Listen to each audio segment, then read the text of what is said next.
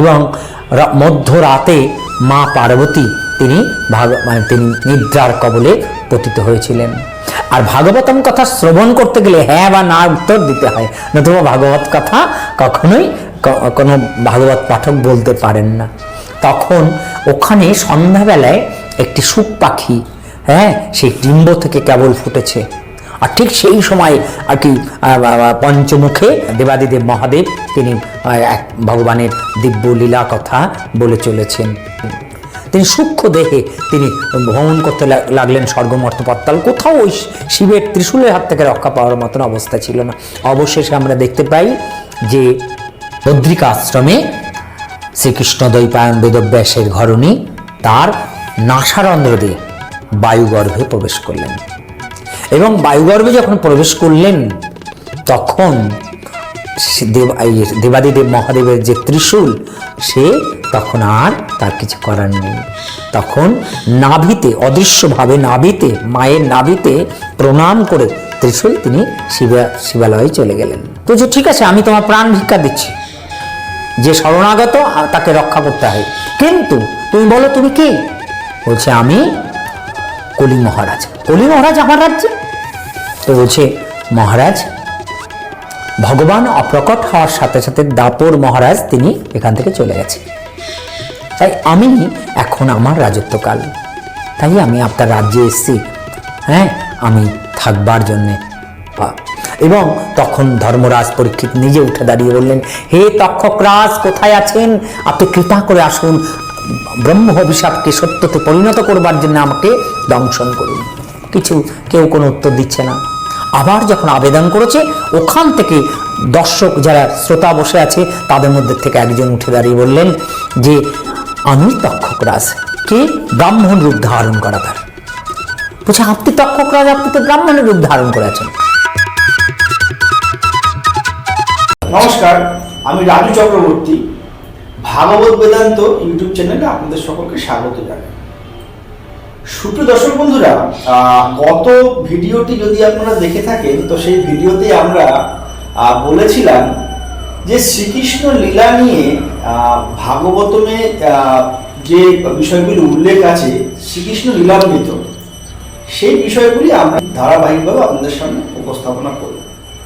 তো আজকে সেরকম একটি বিষয় নিয়ে আপনাদের সামনে উপস্থিত হয়েছি, এবং আমাদের চ্যানেলের পরম সৌভাগ্য আমাদের সঙ্গে আজ উপস্থিত আছেন ভক্তিশাস্ত্রী তপমূর্তি দাসজি। আপনাকে অসংখ্য ধন্যবাদ এবং স্বাগত জানাই এবং প্রণাম জানাই আমাদের চ্যানেলে উপস্থিত হওয়ার জন্য। তো শ্রীকৃষ্ণ লীলামৃত যদি শ্রবণ করতে চাই ভাগবতম থেকে, তো আগে আমাদের জেনে নিতে হবে যে ভাগবতমটি কিভাবে এসছে। মহামুনি বেদব্যাস যিনি ভাগবতমের পুরাণের রচয়িতা, তিনি কিভাবে ভাগবতমটি আমাদের মনুষ্য সমাজের মধ্যে নিয়ে এসেছেন বা কিভাবে উপনীত হয়েছে, আমরা সেই বিষয়টা আগে জেনে নেব। তো আপনার কাছ থেকে যেই প্রশ্নটি আমরা প্রথম উত্তরটি চাইছি সেটি হলো ভাগবতম কিভাবে রচনা করা হলো বা ভাগবত রচনার উদ্দেশ্যটি কি? বাহ, খুব সুন্দর প্রশ্ন। আর সকলকে প্রণাম। আমি অ্যাকচুয়ালি মায়াযুক্ত কলিহত জীব, আমার দ্বারা তো ভাগবত কথা সম্ভব নয়, তাই আপনাদের সকলের চরণতলে নিজেকে সঁপে দিয়ে আমি চেষ্টা করছি কিছু বলার। তো সেখানে আপনাদের সকলকে প্রণাম জানাই। তো আমি মায়াযুক্ত কলিহত জীব, আমার দ্বারা কৃষ্ণ কথা সম্ভব নয়। যদি কিনা আপনারা সকলে মিলে কৃপা করেন, আপনাদের চরণতলে আশ্রয় দেন, তাহলে আমি নিশ্চয়ই ভাগবত কথার কিয়দংশ আমি হয়তো আপনাদের সামনে উপস্থাপন করতে পারবো। তো আমরা সর্বপ্রথম যেটা বলবো যে শ্রীমদ্ ভাগবতম অমল পুরাণ, এই ভাগবত ধর্ম পালন আমাদের সকলেরই করা কর্তব্য। তো সেই ভাগবতমের ইতিহাস, ভাগবতম কিভাবে এই জগতে এলো, সেই সম্পর্কে আমরা যদি না জানি তাহলে অবশ্যই আমরা ভাগবতমের যে বিষয়বস্তু ভিতরে সেটাও ঢুকতে পারবো না। তো আমরা দেখতে পাই যে একসময় দেবর্ষি নারদ তিনি তার পরম শিষ্য, প্রিয় শিষ্য শ্রীকৃষ্ণ দ্বৈপায়ন বেদব্যাসের বদ্রিকা আশ্রমে এসেছিলেন, এবং আসার পরে তাকে আসনে বসতে দিয়েছে এবং জল চৌকি দেওয়ার পরে কাংস পাত্র দিয়ে তার চরণ সেবা করছিলেন। এমন সময় দেবর্ষি নারদ দেখলেন তার চরণ সেবা যথাযথভাবে হচ্ছে, কিন্তু তার শিষ্যের মলিন বদন, কালো মুখ দেখলেন। তিনি বললেন, হে মোর প্রিয় শিষ্য, তোমার মলিন বদন কেন? তখন আমরা দেখতে পাই যে শ্রীকৃষ্ণ দ্বৈপায়ন বেদব্যাস বললেন, হে গুরুদেব, আমার মনে ভীষণ দুঃখ এবং আপনি নির্দেশ করেছেন বেদকে বিভাজন করতে, তাই আমি সেই বেদকে বিভাজন করেছি ঋক, সাম, যজু, অথর্ব। এবং ঋগ্বেদ, সামবেদ, যজুর্বেদ এবং অথর্ববেদকেও আপনি প্রত্যেকটা ভাগ করতে বলেছেন। একটা হচ্ছে প্রত্যেকটা বেদকে দুটি কাণ্ডে ভাগ করা হয়েছে, কর্মকাণ্ড এবং জ্ঞানকাণ্ড। এবং সেখানে কর্মকাণ্ড আবার দুটো ভাগে ভাগ করেছে, সংহিতা এবং ব্রাহ্মণ, এবং জ্ঞানকাণ্ডকে ভাগ করা হয়েছে আরণ্যক এবং উপনিষদ। অর্থাৎ প্রত্যেকটা বেদেরই সংহিতা, ব্রাহ্মণ, আরণ্যক এবং উপনিষদ আছে। এবং সামবেদেরও আর কি এরকম 4টি রয়েছে, যজুর্বেদেরও 4টি রয়েছে, অথর্ববেদেরও 4টি রয়েছে। শ্রীকৃষ্ণ দ্বৈপায়ন বেদব্যাস তার শিষ্যদের মধ্যে থেকে তিনি মহর্ষি পৌল ঋষিকে ঋগ্বেদ জগতে প্রচার করার জন্য তিনি আর কি বললেন। এবং সেখানে আমরা দেখতে পাই যে সামবেদকে প্রচার করার জন্য তার প্রিয় শিষ্য মহর্ষি জৈমিনী ঋষিকে বললেন। এবং তারপরে আমরা দেখতে পাই যজুর্বেদকে জগতে প্রচার করার জন্য মহর্ষি বৈশম্পায়ন মুনিকে দায়িত্ব দিলেন। এবং অথর্ববেদ প্রচার করবার জন্য আমরা দেখতে পাই যে মহর্ষি সুমন্ত, যাকে মুনি অঙ্গিরাও বলা হয়, তাকে দিলেন।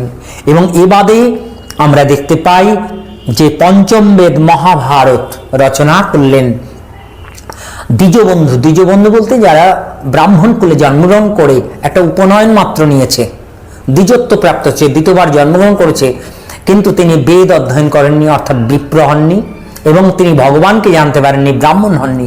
এই যে পতিত অবস্থা রয়ে যাওয়া, একে বলা হয় দ্বিজ। তার দ্বিজবন্ধু বলে সম্বোধন করেছেন শ্রীকৃষ্ণ দ্বৈপায়ন বেদব্যাস। এই দ্বিজবন্ধু এবং নারীরা তৎকালীন সময় তো বাইরে যেত না, তারা একই জায়গায় থাকতো, ফলে তাদের বুদ্ধি একটা জায়গা আবদ্ধ হয়ে যেত। আর হচ্ছে শূদ্র।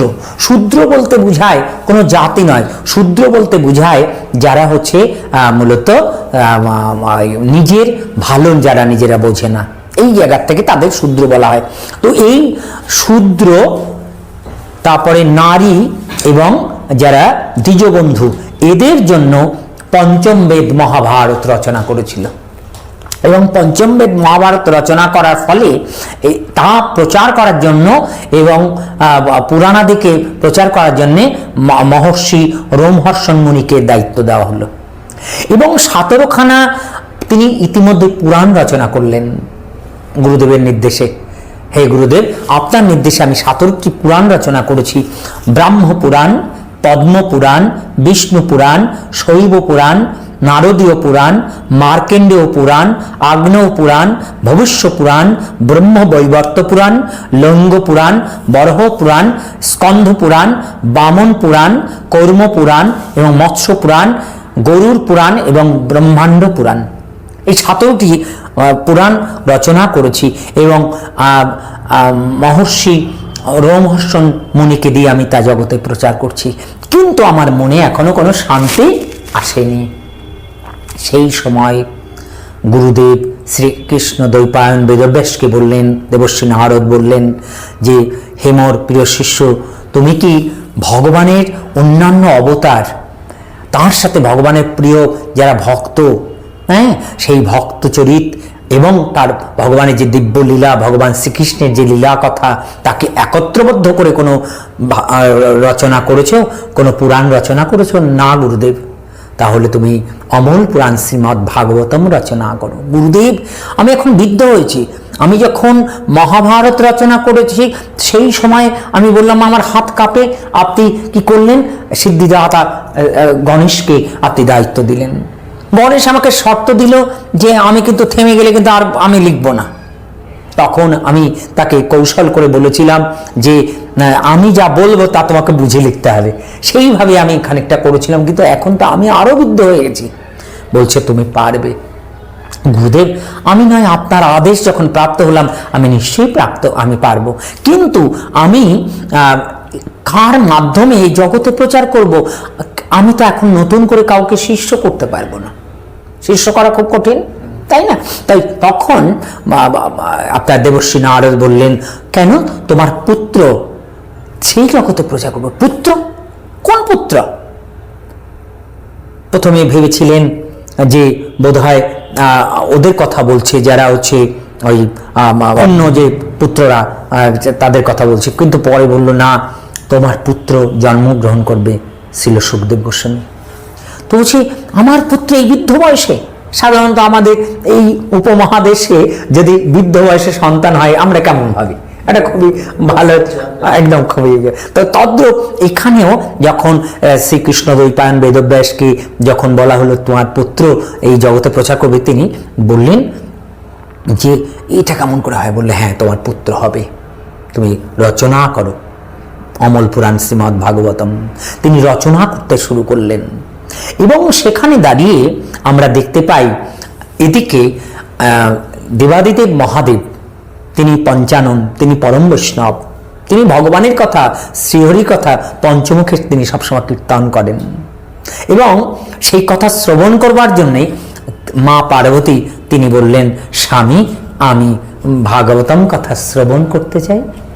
তখন কৈলাসে তৈলপ্রদীপ জ্বালিয়ে সেই হরিবাসরে অর্থাৎ একাদশীর কোনো দিবসে তখন এই ভাগবতম কথা শুরু হয়েছিল, এবং মধ্যরাতে মা পার্বতী তিনি তিনি নিদ্রার কবলে পতিত হয়েছিলেন। আর ভাগবতম কথা শ্রবণ করতে গেলে হ্যাঁ বা না উত্তর দিতে হয়, নতুবা ভাগবত কথা কখনোই কোনো ভাগবত পাঠক বলতে পারেন না। তখন ওখানে সন্ধ্যাবেলায় একটি শুক পাখি সেই ডিম্ব থেকে কেবল ফুটেছে, আর ঠিক সেই সময় আর কি পঞ্চমুখে দেবাদিদেব মহাদেব তিনি এক ভগবানের দিব্য লীলা কথা বলে চলেছেন শ্রীমদ্ ভাগবতম। এবং মধ্যরাতে যখন মা তিনি নিদ্রায় কবলিত হলেন, তখন তিনি ভাবলেন আমার এই জীবনে আর আমি পাই কি না পাই, কারণ আমার পশু জীবন, তাই আমি মায়ের সুর নকল করে ভাগবতম শ্রবণ থেকে নিজেকে আমি যুক্ত করে রাখি। এইভাবে তিনি কি করেছিলেন, তিনি আর কি মায়ের সুর নকল করে হ্যাঁ সূচক উত্তর দিচ্ছিলেন। তাতে দেবাদিদেব মহাদেব ভাবছিলেন যে বোধহয় নিশ্চয়ই দেবী জাগ্রত আছে। তো সেখানে দাঁড়িয়ে আমরা দেখতে পাই যে দেবাদিদেব মহাদেব একান্তে ভাগবত কথা বলছেন আর পরমানন্দে শ্রবণ করছেন ওই শুক পাখি। ভোর যখন হয়েছে তখন পাখির কুজনে জেগে উঠেছেন মা পার্বতী, এবং মা পার্বতী যখন জেগে উঠলেন তখন আমরা দেখতে পাই মা পার্বতী ওই উঠেই বলছে, স্বামী স্বামী আমি খুব অপরাধ করেছি। বলছে কি করেছো? তো বলছে আমি নিদ্রার কবলে গেছি। বলছি না না, তুমি ভাগবত কথা শ্রবণ করেছো, তুমি তো হ্যাঁ সূচক উত্তরগুলো দিয়েছো। বলছে না স্বামী, আমি ঘুমে নিদ্রা কবলে পতিত হয়েছি। তখন বলল যে তুমি কোন অবধি শুনেছ? তো মধ্যরাত অবধি। তখন দেবাদিদেব মহাদেব তিনি ধ্যানে বসে জানতে পারলেন ওই শুক পাখি এই কাজ করেছে মায়ের সুর নকল করে। তিনি তখন ত্রিশূল তিনি তখন কি করলেন, ছুঁড়ে দিলেন ওই পক্ষীটির দিকে।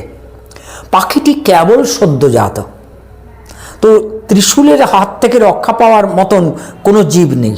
জীবেদের উপরে যদি ত্রিশূল ওঠে, ত্রিশূল কিন্তু তাকে হত্যা করে দেবেই।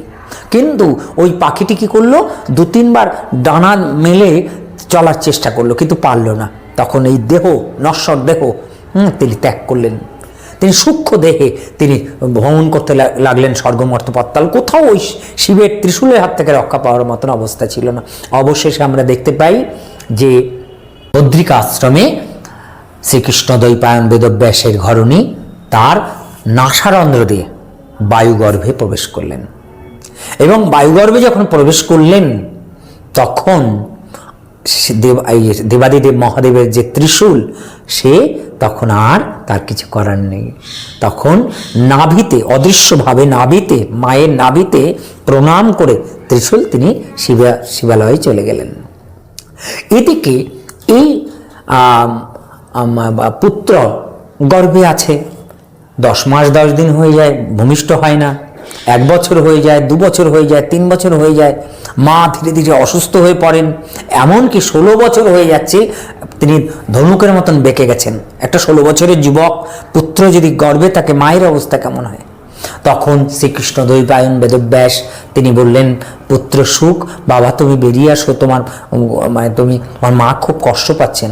তো হলো পিতা, এটা একটা মায়ার জগৎ, মহামায়া এখানে বিস্তার করে আছে, আমি যখনই ভূমিষ্ঠ হব আমাকে মহামায়া গ্রাস করবে। এই মহামায়ার গ্রাসের ভয়তে তিনি আসছেন না। তখন শ্রীকৃষ্ণ দ্বৈপায়ন বেদব্যাস তিনি শাক্ত অবতার ভগবানের, তিনি কি করলেন? ভগবান শ্রীকৃষ্ণ তখন দ্বারকায় লীলা করছেন, তিনি তার শরণাগত হলেন। এবং শরণাগত হলে তখন শ্রীকৃষ্ণ ভগবান তিনি কি করলেন? মহামায়াকে বললেন যে ক্ষণকালের জন্য জগৎ থেকে তুমি এখান থেকে অবলুপ্ত হও।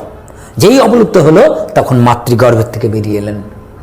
বেরিয়ে 16 বছরের যুবক, মাথার কেশ আর কি জটা হয়ে গেছে, হ্যাঁ, একদম শ্বশ্রু দাড়ি সব জটা হয়ে গেছে, এবং তার যে পদ্ম নাড়িটা তিনি কি করলেন? পৈতের মতন বানিয়ে তিনি উলঙ্গ অবস্থায় ছুটে চললেন। এবং ছুটে চলার সময় আমরা দেখতে পাই যে কতগুলো রমণী, যাদের বয়স 14, 15, 16, 17, 18 এরকম বয়সী রমণীগণ, তারা কি করছিল? স্নান করছিল নদীতে। তখনকার নিয়ম ছিল উলঙ্গ হয়ে স্নান করা, পাড়ে কাপড় রেখে নদীতে স্নান করা। তারা স্নান করতে নেমেছে, এমন সময় তারা কোনোভাবে জানতে পারে যে এই পথ দিয়েই ছিল সুখদেব গোস্বামী যাচ্ছেন। তারা সেই উলঙ্গ অবস্থায় রাস্তায় অপেক্ষা করছে কখন তাকে দেখা যায়। এবং ছিল সুখদেব গোস্বামীকে দেখতে পেলেন, কাছে এলো ছিল সুখদেব গোস্বামী 16 বছরের যুবক, তারাও এই যুবতীদের দর্শন করলেন, যুবতীরাও তাকে দর্শন করলেন, এবং তারপরে চলে যাচ্ছেন হনহন করে হেঁটে। যত দূর দেখা যায় অপলক চোখে তাকিয়ে আছে, যে কি কত দূর দেখা যায়। এমন সময় বাবা সুখ, তুমি যেও না বনে, তুমি এসো, হ্যাঁ, এইভাবে তিনি যখন বলতে লাগলেন শ্রীকৃষ্ণ দ্বৈপায়ন বেদব্যাস, তখন ওই রমণীগণ লজ্জায় তারা জলে ঝাঁপ দিলেন। শ্রীকৃষ্ণ দ্বৈপায়ন বেদব্যাসের মনের মধ্যে পুত্র শোকটা রয়েছে, কিন্তু তা সত্ত্বেও এই ঘটনাটা তার ব্যতিক্রম হলো না, তার নজরে এলো। তিনি বললেন, মায়েরা তোমরা কেন এইভাবে তোমরা জলে পতিত হলে? আমার পুত্র 16 বছরের যুবক, তোমরা উলঙ্গ অবস্থায় তাকে দর্শন দিলে এবং সেও তোমাদের দর্শন করলো, কিন্তু আমি তো বৃদ্ধ, আমাকে দেখে তোমরা জলে কেন নেমে গেলে? তখন বললেন, বাবা যদি আপনি কিছু মনে না করেন তাহলে একটি কথা বলবো। কি? যে আপনার পুত্র 16 বছরের যুবক হলো সদ্যজাত, সে আমাদের কাছে পুত্র তুল্য। সদ্যজাত পুত্রের কাছে মায়ের কি কোনো লজ্জা আছে? তাই না? তাই ওই সদ্যজাত পুত্র তিনি মায়ারহিত, এ কথা আমরা জানি। তাই তাকে যখন দর্শন করেছি পুত্ররূপেই দর্শন করেছে, আর সে যখন আমাদের দর্শন করেছে মা বলেই দর্শন করেছে। তাই এখানে কোনো রকমই আমাদের বিকার হয়নি। কিন্তু আপনি বৃদ্ধ হলেও আপনি কিন্তু আমাদের কামাদ্রি সম্পর্কে এবং আমাদের দেহতত্ত্ব সম্পর্কে আপনি সবই জানেন, তাই আপনাকে দেখে আমরা লজ্জিত। তারপরে বনের কাছে যেয়ে ছিল সুখদেব গোস্বামীকে শ্রীকৃষ্ণ দ্বৈপায়ন বেদব্যাস বললেন, হে পুত্র, তোমার আবির্ভাবের কারণ কি শোনো। আমি এখানে একটা প্রশ্ন আপনাকে করতে চাইছি। আমরা তো চতুর্বেদের কথা জানি, হ্যাঁ, তো আপনি এখানে পঞ্চম বেদ হিসেবে মহাভারতকে বলছেন, হ্যাঁ, তো এই বিষয়টা যদি সামান্য পরিষ্কার করেন। বেদ মানে জ্ঞান, যে জ্ঞান মানুষকে পথ চলতে শেখায়, কিন্তু এই বেদকে নিষ্কাশন করে তা সাধারণ মানুষ তা কাজে লাগানো তার পক্ষে খুব কঠিন। তাই ভগবান তিনি বেদকে নিষ্কাশন করে, বেদ যদি গোমাতা হয় আর তাকে দহন করছেন স্বয়ং, হ্যাঁ, ভগবান, এবং সেটা কি? সেটা হচ্ছে শ্রীমদ্ ভগবত গীতা। এই গীতা যতক্ষণ আসেনি ততক্ষণ এই জগতের কল্যাণের জন্য আমাদের কি করা উচিত?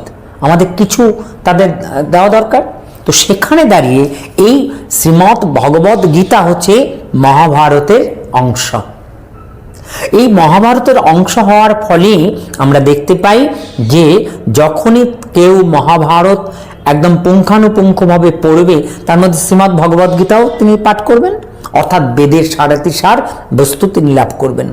এর ফলে যারা দ্বিজবন্ধু, নারী এবং শূদ্র, তারা কিন্তু এখান থেকে পথ চলার যে আলো তারা পেয়ে যাবে এবং তারা সম্পূর্ণভাবে তাদের যে জগৎটা দরকার সেই জগতে তারা প্রকৃতপক্ষে প্রবেশ করতে পারবে। তার জন্য এটাকে পঞ্চম বেদ বলা হয়েছে, অর্থাৎ বেদেরই একটা আলাদা রূপ এটা, যার দ্বারাই এই দ্বিজবন্ধু, শূদ্র এবং নারীদের কল্যাণার্থে এটা পঞ্চম বেদ হিসেবে জগতে প্রতিষ্ঠিত। আচ্ছা, আরেকটি প্রশ্ন, সুপ্রিয় দর্শক বন্ধুরা, হয়তো বিষয়ের থেকে একটু দূরে চলে আছে, কিন্তু এই প্রশ্নগুলি আমার মনে জেগেছে, হয়তো আপনাদের মনেও জেগেছে, তাই আমরা এটা পরিষ্কার হওয়ার দরকার আছে। তো একটি প্রশ্ন যেটি আমি করতে চাই, তো আমরা তো মহামুনি বেদব্যাসকে জগৎগুরু হিসেবেই জানি এবং গুরু পূর্ণিমা যথা আমরা জানি যে ওনাকে স্মরণ করে পালন করা হয়। তো এই জগৎগুরু মহামুনি বেদব্যাসের কি গুরু মহামুনি নারদ? দেবর্ষি নারদ। দেবর্ষি নারদের গুরুদেব হচ্ছেন সৃষ্টিকর্তা ব্রহ্মা। সৃষ্টিকর্তা ব্রহ্মাকে যে জ্ঞান দিয়েছেন তা হচ্ছেন ভগবান শ্রীহরি, হ্যাঁ, শ্রী বিষ্ণুই আর কি ব্রহ্মাকে ইয়ে করেছেন। অর্থাৎ গুরু পরম্পরা, যতক্ষণ গুরু পরম্পরা ঠিক না থাকবে ততক্ষণ কিন্তু আমি বলতে পারি না যে আমি যথার্থ গুরু লাভ করেছি।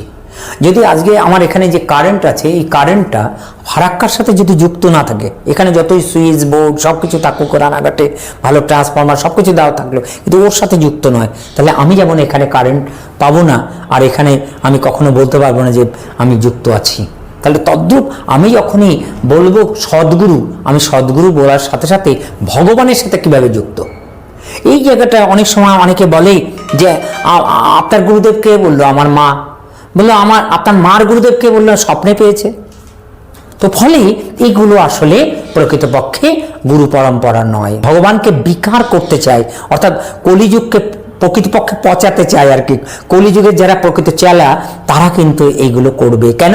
কলিযুগের আগামী দিনে এটাই ঘটবে, যার জন্য দেখবেন বহু সম্প্রদায় গড়ে উঠছে, মনে হচ্ছে ভাগবত ধর্ম পালন করছে, কিন্তু তারা ভাগবত ধর্ম পালন করছে না। ভাগবত ধর্মের নাম করে তারা ইয়ে করছে, ভাগবত ধর্মকেই তারা অনেক দূরে নিয়ে যাচ্ছে, অর্থাৎ প্রকৃত মানুষ যাতে ভাগবত ধর্ম লাভ করতে পারে এই জায়গাটা তারা ইয়ে করতে পারছে না। আরেকটি বিষয়, আপনার কথা প্রসঙ্গেই যেটি আমরা শ্রবণ করলাম যে মহাদেব তার পঞ্চমুখে ভাগবতম পার্বতীকে বলছেন, তো মহাদেবকে কি বৈষ্ণব সম্প্রদায়ের মধ্যে ধরা হচ্ছে? অবশ্যই ধরা হলে কেন ধরা হচ্ছে বলছি। দেবাদিদেব মহাদেব তিনি স্বয়ং পরম বৈষ্ণব। তা পরম বৈষ্ণব যদি তিনি হন, তিনি সম্পূর্ণভাবে শুদ্ধাচারী।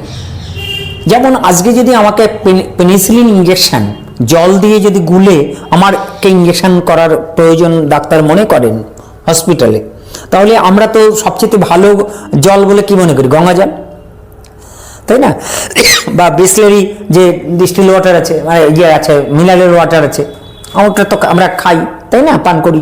তাহলে আমরা ওটা দিয়ে কি ইঞ্জেকশন দিতে পারি? না। প্রচলিতভাবে আকাশের যে বৃষ্টি আসে সেই বৃষ্টি ধরে কি সেই জল দিয়ে কি দিতে পারি? না। তাহলে আমরা যে মিনারেল ওয়াটার আর কি বাড়িতে অ্যাকোয়াগার্ড করছি, তাহলে তা কি করতে পারি? না। তাহলে চোখের জলকেও খুব গুরুত্ব দেওয়া হয়, শাস্ত্রে দেওয়া হয় না? তাহলে চোখের জল দিয়ে কি ইঞ্জেকশন দেওয়া যাবে? বলছেন না। তাহলে ব্লাড এক জায়গায় তুলে ওই ব্লাডকে দিয়ে কি ওটাকে ইয়ে করে কি দেওয়া যাবে? বলছেন না। তাহলে কি দিতে হবে? ডিস্টিল ওয়াটার, একদম অ্যাম্পুল ডিস্টিল ওয়াটার পাওয়া যায়, সেই ডিস্টিল ওয়াটার দিয়েই আমাকে ইয়ে করতে হবে। তো এই যে ভগবানকেও সেবা করবার জন্যে অতি পবিত্রতা সাথে আমাকে কি করতে হবে? ভগবানের সেবা করতে হবে। আর এই সেবা করবার জন্য ভগবান দেবাদিদেব মহাদেবকে শুদ্ধ অদ্বৈতবাদ প্রদান করেছেন। শুদ্ধতা যদি লাভ করতে হয় তাহলে কিন্তু জগৎগুরু যেমন শ্রীকৃষ্ণ দ্বৈপায়ন বেদব্যাস, তদ্রূপ তারও আগের গুরু হচ্ছেন কে? স্বয়ং শিব। হ্যাঁ, তো সেই শিবকে যে অস্বীকার করবে সে কিন্তু কৃষ্ণ ভক্ত হতে পারবে না। কারণ কৃষ্ণ ভক্তি লাভ করতে গেলে মহামায়াকে আর যোগমায়াকে এই সম্পর্কে উপলব্ধ হতে হবে, এবং এটা নিশ্চয়ই আমরা অন্য কোনো এপিসোডে আমরা আলোচনা করে দেব। কিন্তু মহামায়া, যোগমায়া এবং দেবাদিদেব মহাদেব তত্ত্ব সম্পর্কে আমরা স্পষ্টভাবে এটা সম্পর্কে আমরা জানবো। কারণ শাক্ত যারা মন্ত্রে যারা দীক্ষিত তারা অনেক সময় মনে করেন যে বোধহয় বৈষ্ণবরা বোধহয় তাদের থেকে পৃথক, এবং যারা শৈব মন্ত্রে যারা দীক্ষিত তারাও মনে করেন অনেকে যে বোধহয় কৃষ্ণ বোধহয় আলাদা কিছু। কিন্তু প্রকৃত সত্য হচ্ছে এই যে আসলে দেবাদিদেব মহাদেব পরম বৈষ্ণব। ঠিক আছে দর্শক বন্ধুরা, আজকে আমরা অমৃত কুম্ভের সন্ধান পেয়েছি। তো ধীরে ধীরে এই উন্মোচন আপনাদের সামনে আমরা করার চেষ্টা করব আগামী এপিসোডগুলোতে। তো আমাদের যেটি মূল আজকের বিষয়, আমরা সেই বিষয়টিতে ফিরে যাই। ভাগবতম কিভাবে উপনীত হলো। তো এরপরে আমরা দেখতে পাই যে যখন আপনার ভগবান অপ্রকট হলেন, তারপরেই পঞ্চ পাণ্ডব তারা তাদের নাতি ধর্মরাজ পরীক্ষিতকে রাজ্য ভার দিয়ে তারা মহাপ্রস্থানের দিকে গেলেন। ধর্মরাজ পরীক্ষিত তিনি ধর্মরাজ্যে এমনভাবে প্রতিষ্ঠা করেছিলেন যেখানে দাঁড়িয়ে আমরা দেখতে পাই যে সেই ধর্মরাজ্যে কোনো অধর্ম ছিল না। তিনি শুধু মানব জাতির কোনো মঙ্গলার্থে তিনি রাজত্ব চালাতেন না, তিনি কি করতেন, পশু পাখি এবং বৃক্ষ আদি যারা ছিল তাদের প্রত্যেকের পূজা ভেবে তাদের মঙ্গলার্থে বনে যেও তাদের দেখভাল করতেন। হ্যাঁ, তো সেখানে দাঁড়িয়ে আমরা দেখতে পাই যে একদিন একদা কি ধর্মরাজ পরীক্ষিত তিনি চলেছেন বনে। বনে যে দেখতে পাচ্ছেন যে একটি গাভী কৃষকায় গাভী, যার পুত্র হারিয়ে গেছে বা পুত্র মারা গেছে। তো সেই গাভী তৃণ খাওয়ার চেষ্টা করছে কিন্তু পারছে না। অপরদিকে একটা বৃষ, তার সামনের দুটি পা নেই এবং পিছনে একটি পা নেই, এক পায়ের উপরে দাঁড়িয়ে আর তার স্কন্ধটি ওই গাভীর উপরে দিয়ে তিনি লতাপাতা খাওয়ার চেষ্টা করছেন। আর এমন সময় এক যমদূতের মতন দেখতে বড় বড় শিং, বড় বড় দাঁত, বড় বড় চোখ, লাল চক্ষু, রক্তচক্ষু এবং বড় বড় আর কি নখ, বড় বড় রোম, এই অবস্থা, অথচ তার রাজপোশাক পরিহিত, মুকুট পরা। তখন সে করেছে কি একটা পাশ মানে মুগুর জাতীয় কিছু দিয়ে একবার ওই গাভীকে একবার বৃষকে আক্রমণ করছে। এমন সময় ধর্মরাজ পরীক্ষিত ওটা দেখেই তিনি কি করলেন, তিনি ধনুক যোজন করে বললেন, হে দুরাচারী, তুমি আমার রাজ্যে এত বড় অপরাধ করছো। সাথে সাথে সেই দুরাচারী তার মুকুটটি ধর্মরাজ পরীক্ষিতের চরণে দিয়ে তিনি বললেন যে আমাকে আপনি ইয়ে করো, রক্ষা করুন। তো যে ঠিক আছে, আমি তোমার প্রাণ ভিক্ষা দিচ্ছি, যে শরণাগত তাকে রক্ষা করতে হয়, কিন্তু তুমি বলো তুমি কে? বলছে আমি কলি মহারাজ। কলি মহারাজ আমার রাজ্যে? তো বলছে মহারাজ, ভগবান অপ্রকট হওয়ার সাথে সাথে দাপর মহারাজ তিনি এখান থেকে চলে গেছে, তাই আমি এখন আমার রাজত্বকাল, তাই আমি আপনার রাজ্যে এসেছি। হ্যাঁ, আমি থাকবার জন্যে আপনি কৃপা করে আমাকে আশ্রয় দিন। তখন ধর্মরাজ পরীক্ষিত তিনি দেবেন না। তখন কতগুলি শ্লোক বলেছিল এই কলি মহারাজ, হ্যাঁ, যে কেন শরণাগতকে আশ্রয় দেওয়া উচিত, এবং অবশেষে আশ্রয় দেওয়ার জন্য বলেছিলেন দুতং পানং স্ত্রীয় শোনা যত্র অধর্ম চতুর্বিধা। এই চার ধরনের অধর্ম যেখানে যেখানে আছে সেখানে সেখানে তুমি যে থাকো। কি কি বলেছে? দুতং মানে দুতক্রিয়া, তারপরে পানং নেশা করা, স্ত্রী মানে অবৈধ সঙ্গ করা, আর শোনা মানে জীব হিংসা। এই চারটি জায়গায় আর কি উনি যখন বললেন তখন উনি অদৃশ্য হয়ে গেলেন। কে? কলি মহারাজ। এবং অদৃশ্য হওয়ার পরেই আমরা দেখতে পাই তিনি ক্ষণকালের মধ্যে আবার দৃশ্যমান হয়ে বলছেন, মহারাজ আপনার রাজ্যে সর্বত্র খুঁজেছি কিন্তু এরকম চারটি জায়গা কোথাও খুঁজে পেলাম না। অবশেষে তখন বললেন যে আমাকে অন্তত একটি জায়গা আপাতত করে দেন, পরে আমি করে নিচ্ছি। তখন উনি বললেন আমাকে তাহলে একটু সুবর্ণ মানে স্বর্ণের মধ্যে থাকবার সুযোগ করে দেন। আর স্বর্ণের কথা যখনই বললেন তখন সাথে সাথে উনি কি করলেন, অদৃশ্য হয়ে মহারাজের যে মাথার মুকুটটি, ওই মুকুটের সোনা ছিল, সোনার মধ্যে ঢুকে গেলেন। আর সোনার মধ্যে ঢোকার কারণটা হচ্ছে সোনা দুভাবে সংগ্রহ করা হয়, একটা হচ্ছে নিজের কষ্টার্জিত অর্থের বিনিময়ে, আর একটা হচ্ছে কারোর থেকে অপহরণ করা। তা ভীমসেন তিনি কি করেছিলেন, এক দুরাচারীকে তিনি হত্যা করে তার মুকুটটি নিয়ে এসেছিলেন। এই যে মুকুটটি মালখানা থেকে করেছিলেন কে, ধর্মরাজ পরীক্ষিত। এই মুকুটের মধ্য দিয়ে কলি মহারাজ যখন এলেন তখন তিনি আর কি গৃহে এসেই তিনি কি করলেন, তার সেনাপতি প্রধানমন্ত্রীকে ডেকে বললেন আগামীকাল আমি মৃগয়াতে যাব, মৃগয়াতে যাব অর্থাৎ মৃগ মানে হরিণ শিকার করতে যাব। তখন ধর্মরাজ যম তিনি দ্বাদশ মহাজনের মধ্যে অন্যতম, তো সেই দ্বাদশ মহাজনের মধ্যে অন্যতম হতে তিনি প্রমাদ করলেন, এ কি সর্বনাশ, ধর্মরাজ পরীক্ষিত আজকে অধর্ম করবে। তাই তিনি কি করলেন, মৃগগুলিকে এমনভাবে সন্তর্পণে এমন জায়গায় লুকিয়ে রাখলেন যেখানে তিনি দেখতে পেলেন না, মহামায়ার প্রভাবে এমন কিছু করলেন যাতে দেখতে পেলেন না। অবশেষে সারাদিন ক্লান্ত হয়ে ফেরার সময় ওই বনের মধ্যেই শমিক মুনির আশ্রম ছিল। শমিক মুনির আশ্রমে যে বলছে, মুনিবর আমাকে কিছু খাদ্য দিন আর কিছু জল দিন, আমি তা পান করি এবং কিছু খাবার খাই।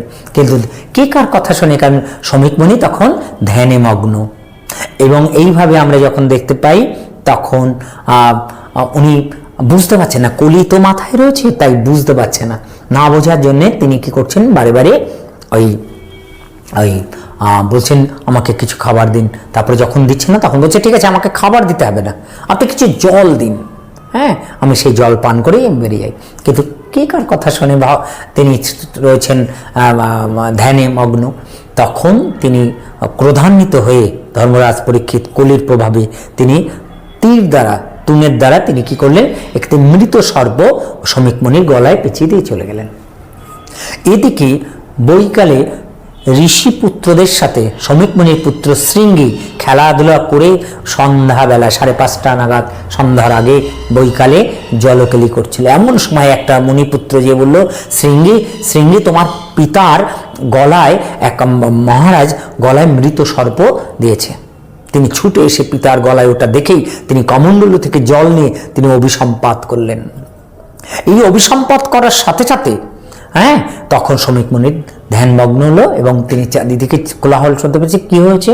তখন সমস্ত ঘটনা জানতে পেরে বললেন, শৃঙ্গী তুমি কি যাকে অভিশাপ করেছো তার সম্পর্কে কি তুমি জানো, কোন মহারাজ এটা করেছেন? বলছেন না। তিনি আবার ধ্যানে বসে জানতে পারলেন আর কেউ নন, ধর্মরাজ পরীক্ষিত, তিনি কলির প্রভাবে এই ঘটনা ঘটিয়েছেন। সাথে সাথে আমরা দেখতে পাই যে মুনিবর শৃঙ্গীকে বললেন, পুত্র তাড়াতাড়ি তোমরা তো অভিশাপ ফেরত নাও। তখন বলল, পিতা যদি কেউ মনে দুঃখ পেয়ে কোনো ব্রাহ্মণ যদি কোনো অভিশাপ করে তাহলে তা কখনো বৃথা হয় না, তাই না? যার জন্য দেখবেন এই যে শিক্ষকরা ডাক্তাররা যখন কোনো আশীর্বাদ করে তা কেন কাজে লাগে আমাদের সমাজে, কারণ তারা তো ব্রাহ্মণ। শিক্ষক, ডাক্তার, বিজ্ঞানী, তাই না? তাদের আশীর্বাদ আমাদের খুব গুরুত্বপূর্ণ না? আশীর্বাদ খুব গুরুত্বপূর্ণ। তাই এই আশীর্বাদ তখন সেখানে দাঁড়িয়ে অভিশাপ কখনো বৃথা যায় না। তখন বাধ্য হয়ে শমিক মুনি তার এক শিষ্যকে দিয়ে খবর পাঠালেন। রাত তখন 10টা-11টা বাজে।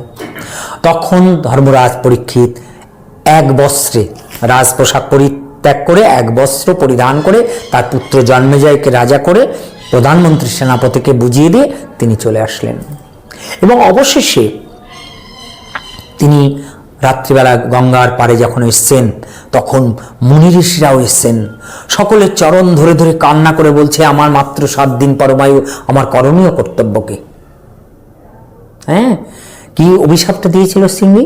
অভিশাপ দিয়েছিল 7 দিনের মধ্যে তক্ষক দ্বারা দংশিত হবে। এবং এই অভিশাপটা যা হবে তো বটেই, তাহলে কিভাবে আমি আর কি 7 দিন অতিবাহিত করব? কেউ বলল তপস্যা করতে হবে, কিন্তু তপস্যা করতে গেলে কি করতে হয়? শান্ত মন দরকার। কিন্তু যা 7 দিন পরে মৃত্যু, তার কি শান্ত মন হতে পারে? হতে পারে না। তারপরে কেউ বলল যজ্ঞ করো, তা যজ্ঞ করতে গেলে যজ্ঞে আহুতি দিতে হয়। তো আহুতি দিতে গেলে মনে শান্তি না রেখে যদি আহুতি দেওয়া হয়, সেই আহুতিও কখনো ভালো কাজে লাগে না।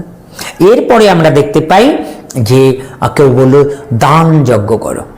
বললো দান করতে গেলে মনে শান্তি চাই, আমার 7 দিন পরে মৃত্যু, আমি দান করে আমি কি করব? দানও ঠিক ফলপ্রসূ হবে না, হবে না। এইভাবে একজনের কাছে একরকম পরামর্শ পাচ্ছে, কিন্তু কোনোটাই মনোগ্রাহী হচ্ছে না। ভোরবেলায় ওই সময় 16 বছরের সেই দিগম্বর আর কি ছিল সুখদেব গোস্বামী। হ্যাঁ, তিনি 5 বছরের অন্যান্য শিশুদের সাথে, মুনিপুত্রদের সাথে তিনি গোলক খেলতে খেলতে, এই তালপাতার যে গোলক হয় না, বল হয়, ওই তালপাতা দিয়ে গোলক তৈরি করে আমরা ছোটবেলায় খেলেছি, তাই না? তো সেই গোলক আর কি ওই আপনার খেলতে খেলতে ওখানে চলে এসেছিল। আসলে কিছু রমণীয় উপহাস করছিল, কি ব্যাপার এই ছোট ছোট শিশুদের সাথে এত বড় ছেলেটি, হ্যাঁ 16 বছরের যুবক, সে আর কি খেলা করছে। হ্যাঁ, তারা অট্টহাস্য করছিল। এমন সময় ধর্মরাজ পরীক্ষিত ছিল সুখদেব গোস্বামীকে প্রণাম করলেন। এই প্রণামের একটা বিধি আছে, ভগবানকে বাদিকে রেখে প্রণাম করতে হয়। আমাদের দেখবেন এই হৃৎপিণ্ডটি একটু খানিকটা বাদিকে, এর জন্য বাদিকে রেখে প্রণাম করতে হয়, কারণ ভালোবাসার পাত্র তো ভগবান। আর ডান দিকে দেবদেবীকে প্রণাম করতে হয়। এবং দক্ষিণ হস্তর এইখানটা হচ্ছে আর যেটা, এটা হচ্ছে ইন্দ্রদেবের জায়গা, ঠিক আছে? এইভাবে বিভিন্ন দেবদেবীর স্থান আছে, তাও সেখানে দাঁড়িয়ে ডান দিকে রেখে দেবদেবীকে প্রণাম করতে হয়। গুরুদেব, গুরুজন, পিতামাতা, তাদের সামনাসামনি প্রণাম করতে হয়। যারা পুরুষ অভিমান আছে তারা সবসময় দণ্ডবত লাঠির মতন শুয়ে প্রণাম করবে অথবা হাঁটু বেড়ে প্রণাম করবে। আর নারীরা কখনো দণ্ডবত প্রণাম করবে না, তারা কি করবে? হাঁটু গেড়ে প্রণাম করবে, পঞ্চাঙ্গে বা ষষ্ঠাঙ্গে প্রণাম করবে। এইভাবে একটি বিধান রয়েছে। প্রণাম করলেন, প্রণাম করার সাথে সাথে ওই যে বালকগুলি পায়ে পায়ে বাড়ি দিয়ে, হ্যাঁ, চরণে আঘাত লাগিয়ে লাগিয়ে যে খেলা করছিল, তারা ভাবলো আমরা কার সাথে খেলা করছি, এ তো পরম মহাত্মা, এর সাথে তো খেলা করা যায় না, আমরা তো অন্যায় করেছি। সাথে সাথে তারা দণ্ডবত প্রণাম করে সেখান থেকে ভয়তে পালিয়ে চলে গেল। সেই সময় এইসব সম্মান ছিল, এখন তো এইসব সম্মান নেই। হ্যাঁ, আমরা অন্য কোনো দিন এই সম্মান নিয়ে আলোচনা করব। আর অপরদিকে আমরা দেখতে পাই যে ওই রমণীগণ যারা অট্টহাস্য করছিল, তারাও কিন্তু তারা সেখান থেকে প্রণাম করে, দূরের থেকে প্রণাম করে তারাও পালিয়ে চলে গেল। এবং তখন মহাত্মার কাছে জিজ্ঞাসা করলেন ধর্মরাজ পরীক্ষিত, হে মহাত্মা, আমার 7 দিন পরমায়ু, আমার করণীয় কর্তব্য কি? তখন আর কি বলেছিল যে আপনার শ্রীমৎ ভাগবতম অমল পুরাণ সেবা করাই কর্তব্য। এইটা এতক্ষণ পরে তার মনোগ্রাহী হলো। এই মনোগ্রাহী হওয়ার পরে তিনি সেখান থেকে চলে যাচ্ছেন। কে ছিল? সুখদেব গোস্বামী। কেন? তিনি তো মায়ারোহিত, আর মায়ারোহিত হলে যেটা হয়, সে তিনি গোদহন কাল পর্যন্ত দিনের বেলা এক জায়গায় থাকবেন। নতুবা এই যে আমি এই সিংহাসনে বসে আছি, এটা কিন্তু আমি কিন্তু যদি প্রতিদিন এসে এই সিংহাসনে বসি, আমাকে কিন্তু 2 দিন পরে কিন্তু আমি নিজেই বসে পড়বো, আমাকে কিন্তু কেউ বলতে হবে না, তাই না? এরকম একটা ব্যাপার। তাহলে এটা মায়ায় যুক্ত হয়ে যাবে। তাই মায়ারোহিত যারা, তারা কখনো গোদহন কাল পর্যন্ত দিনের বেলা থাকে, আর রাতের বেলায় একটি বৃক্ষের তলা থাকবে, পরের দিন ওই বৃক্ষের তলা আর থাকবে না, কারণ ওটা যদি 2 দিন থাকে তারপর দিন তার কি হয়ে যাবে? মায়া এসে যাবে। তাই মায়ারোহিত যারা, তারা এরকম করে। যখন চলে যাচ্ছে তখন সবাই আপনার ধর্মরাজ পরীক্ষিত বলছেন, আপনি কোথায় যাচ্ছেন মহাত্মা? আপনি যে কথা বলেছেন আমার মনোগ্রাহী হয়েছে, তা আমার এই আশমৃত্যু পথযাত্রী আমি, আপনি যদি কৃপা করে বলেই থাকেন পথ, তাহলে কে আমাকে এই মৃত্যুকালে আমাকে ভাগবতম কথা শ্রবণ করাবে? তাই কৃপা করে আপনি শ্রীমৎ অমল পুরাণ ভাগবতম আপনি সেবা করান। সেইভাবে আমরা দেখতে পাই শ্রীমৎ ভাগবতম কথা বলবার জন্য আজনলম্বিত হস্ত ছিল সুখদেব গোস্বামীর। তিনি কি করলেন? মহারাজের দক্ষিণ হস্ত বাম হস্ত দিয়ে ধরে তিনি গঙ্গার পাড়ের একটি সুন্দর জায়গায় নিয়ে গেলেন এবং সেখানে একটু উঁচু আসনে তিনি বসলেন এবং নিচু আসনে, বালুকা আসনে বসালেন কাকে? ধর্মরাজ পরীক্ষিতকে, প্রধান শ্রোতার আসনে। এবং পিলপিল করে হাজার হাজার মুনি ঋষিরা এসে বসলেন। ওখানে তো কোনো হ্যান্ডেল ছিল না, মাইকিং ছিল না, তাহলে এরা জানলো কেমন করে? শাস্ত্র বলছে ফুলের মধ্যে যখন মধু থাকে, যেমন একথা মাইক দিয়ে বলার দরকার হয় না, মধু সংগ্রহের জন্য মৌমাছি আপনা থেকে আসে, ভ্রমর আপনা থেকে আসে, তদ্রূপ এই শ্রীমৎ ভাগবতম রস পান করবার জন্য এই মুনি ঋষিরা জন্ম জন্মান্তর ধরে তারা ইয়ে করেন। তাই তারা কিন্তু অটোমেটিক সেখানে চলে এসেছিলেন এবং তারা শ্রবণ করেছিলেন। এইভাবে ভাগবতম কথা যখন শুরু হলো, 3 রাত 4th দিবসে ছিল সুখদেব গোস্বামী ভাবলেন, আমি তো মায়ারোহিত, আমার তো ক্ষুধা তৃষ্ণা নেই, আর সামনে যে মুনি ঋষিগণ বসে আছেন তাদেরও ক্ষুধা তৃষ্ণা নেই, কিন্তু এ তো ক্ষত্রিয়, এর তো ক্ষুধা তৃষ্ণা আছে। তখন বলল, মহারাজ আমি ক্ষণকাল ভাগবতম কথা বিশ্রাম দিচ্ছি, আপনি কৃপা করে আপনি রাজপ্রাসাদে যান, যে স্নান করুন, তিলক ধারণ করুন এবং আপনি আচমন করুন এবং আপনি সন্ধ্যা করুন, করে তারপর কিছু প্রসাদ পেয়ে বিশ্রাম করুন। আমি ততক্ষণ এখানে অপেক্ষা করছি, মুনিগণও এখানে অপেক্ষা করুন। তখন ছিল আপনার ধর্মরাজ পরীক্ষিত বললেন, হে মহাত্মা, আপনার ভাগবতম কথা শুনে আমার ক্ষুধা তৃষ্ণা কিচ্ছুই নেই, আর আমার মৃত্যুকাল আর কিছুক্ষণের পরেই, সুতরাং আপনি সময় নষ্ট করবেন না, আপনি শ্রীমদ্ ভাগবতম বিশ্রামে যাবেন না। আবার শুরু করলেন। সপ্তম দিন সকালবেলায় ছিল সুখদেব গোস্বামী চিন্তা করছে, তো তক্ষক তো আসবে, দংশন তো করবে, একটু স্মরণ করিয়ে দেওয়া কথা, কারণ দিন রাত একান্তে ভাগবতের কথা শ্রবণ করছে। মহারাজ, আজকে কোন দিবস? তখন ধর্মরাজ পরীক্ষিত বললেন, আজকে পরম আনন্দের দিবস।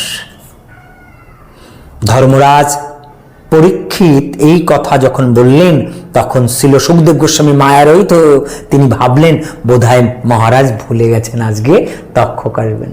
তিনি বললেন যে মহারাজ, আজকে তক্ষক আসবে, আপনাকে দংশন করবে। তখন ধর্মরাজ পরীক্ষিত বললেন, আমি এই 7 দিন 7 রাত ধরে যে ভাগবতম কথা শ্রবণ করে চলেছি, তাতে বুঝতে পেরেছি আমি দেহ নই, আমি আত্মা। তাই একটা তক্ষক কেন, সহস্র তক্ষক যদি আমাকে দংশন করে, আমার দেহের পতন হবে, কিন্তু আমি যে আত্মা, আমার তো কোনো পতন হবে না। কি বোঝা যাচ্ছে? ভাগবতের এই যে নির্যাস, এটা কিন্তু সুন্দরভাবে কিন্তু তিনি আর কি ইয়ে করেছিলেন। এবং অবশেষে আমরা দেখতে পাই, যখন মধ্য দিবসে দুপুরবেলায় আর কি যখন ভাগবতমের বিশ্রাম হলো, পূর্ণ বিশ্রাম হলো, তখন সবাই অপেক্ষা করছে কখন তক্ষক এসে দংশন করবে। এবং তক্ষক সে দংশন করবে অপেক্ষা করছে, কি আসছে না। তখন বৈকাল 4 ঘটিকায় 4 ঘন্টা অপেক্ষা করে, কেউ কোনো কথা বলছে না, নিশ্চুপ, দিন পড়লেও শব্দ হবে এরকম সভা। এবং তখন ধর্মরাজ পরীক্ষিত নিজে উঠে দাঁড়িয়ে বললেন, হে তক্ষক রাজ, কোথায় আছেন? আপনি কৃপা করে আসুন, ব্রহ্ম অভিশাপকে সত্যতে পরিণত করবার জন্য আমাকে দংশন করুন। কেউ কোনো উত্তর দিচ্ছে না। আবার যখন আবেদন করেছে, ওখান থেকে দর্শক যারা শ্রোতা বসে আছে, তাদের মধ্যে থেকে একজন উঠে দাঁড়িয়ে বললেন যে আমি তক্ষক রাজ, কে? ব্রাহ্মণ রূপ ধারণ করা তার। বলছে, আপনি তক্ষক রাজ, আপনি তো ব্রাহ্মণের রূপ ধারণ করে আছেন। তো বলছে, হ্যাঁ, যে আমি ভোরবেলা যখন এসছি, এসে দেখি আপনারা তন্ময় হয়ে ভাগবতম কথা শ্রবণ করছেন, আর আমি দংশন করতে পারবো 7 দিন 7 রাত পরে, এবং তাতে আজকে বৈকাল 5 ঘটিকা বা 5.5 ঘটিকায় আমি দংশন করতে পারবো। তাই আমি কি করা যায়? তাই আমি করেছি ব্রাহ্মণের রূপ ধারণ করে আমি এই সভায় বসে পড়েছি। কিন্তু মহারাজ, আমি দংশন করলে তো আপনাকে আমি বিষ ঢেলে দিতে পারবো না, কারণ ওই ধর্ম সভায় আমি শ্রীমদ্ ভাগবতম সভায় আমি বসে আমি যে ভাগবতম শ্রবণ করেছি, তার দ্বারা আমার যে দাঁতের যে বিষ আছে, দন্তবিষ, তা নষ্ট হয়ে গেছে।